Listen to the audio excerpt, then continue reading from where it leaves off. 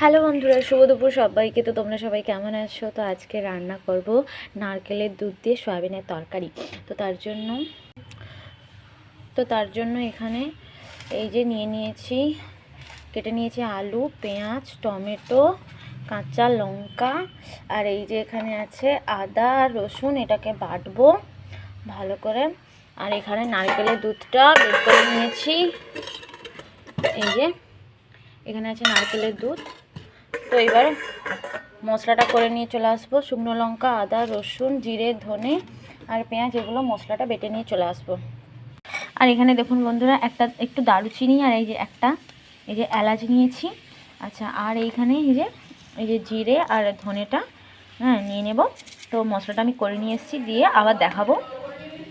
তো বন্ধুরা, এখানে আমি মশলাটা বেটে নিয়ে চলে এসেছি। এখানে আছে আদা রসুনের বাটা, এখানে আছে শুকনো লঙ্কা, আর এখানে জিরে, ধনে, এলাচ আর একটা দারচিনি। ভালো করে মশলাটা বেটে নিয়ে এসেছি।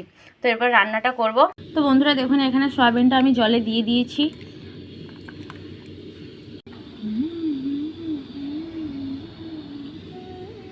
তো বন্ধুরা দেখুন, আমি তেল দিয়েছি। তো দেওয়ার পর একটু হলুদ দিয়ে আলুটা, কেটে রাখা যে আলুটা, ওইটা আমি লাল লাল করে এবার ভেজে নেব। তো বন্ধুরা দেখুন, এখানে আলুটা কিন্তু আমি একদম লাল লাল করে ভেজে নিয়েছি। এরপর আমি আলুগুলো তুলে নেব। তো বন্ধুরা দেখুন, এখানে আমি কিন্তু সয়াবিনটাও লাল লাল করে ভেজে নিয়েছি। এরপর এখানে তেল দিয়েছি। তেলটা কিন্তু গরম হয়ে গেছে। দিয়ে দেবো চিনিটা লাল হতে দিব এবার। আর দিয়েছি অল্প একটু জিরে ফোড়নে। আর এখানে দেবো তেজপাতা। আচ্ছা, দিয়ে দেবো কাঁচা লঙ্কা।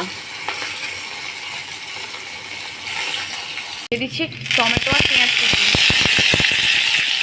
বন্ধুরা দেখুন, আমি কিন্তু এখানে টমেটো, পেঁয়াজ দিয়ে দিয়েছি। দিয়ে এবার মশলাটাকে ভালো করে কষিয়ে নেব। এরপর দিয়ে দিচ্ছি এখানে যে আদা রসুনের বাটাটা, এটা আমি দিয়ে দিচ্ছি।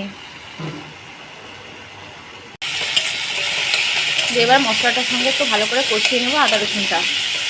এবার এখানে আছে লঙ্কা বাটা। এবার লঙ্কা বাটাটা দিয়েছি। ঝাল আমি একটু বেশি খেতে পছন্দ করি, তাই জন্য একটু বেশি করে লঙ্কা বাটা দিয়েছি। এবার আপনারা আপনাদের মতন ঝালটা দিয়ে দেবেন, ঠিক আছে। হলুদ, এরপর দেবো পরিমাণ মতো লবণ। দেখুন মশলাটা কত সুন্দর কষিয়ে নিয়েছি। এরপর ভেজে রাখা যে আলু সয়াবিনগুলো, ওগুলো আমি দিয়ে দেব।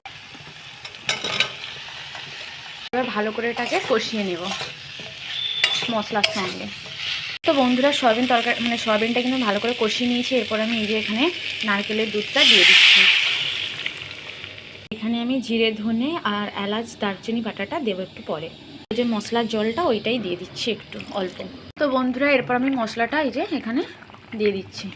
তো বন্ধুরা, সয়াবিনের তরকারি কিন্তু আমার একদম কমপ্লিট।